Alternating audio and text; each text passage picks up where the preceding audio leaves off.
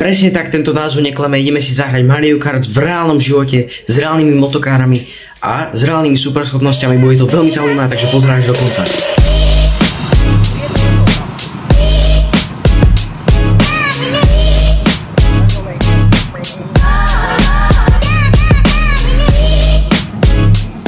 Ja mám za sebou hada, jaj.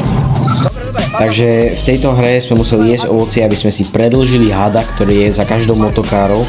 A nesmieli ste nabúrať do toho hada vášho súpera.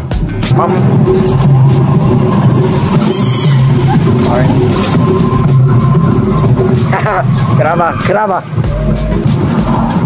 Veľký had. Daniel, veľký had, ty. Ovocie.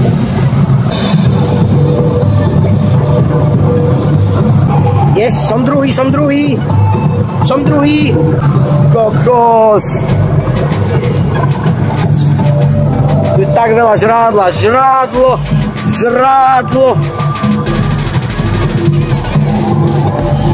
Už to skončí. Som prvý.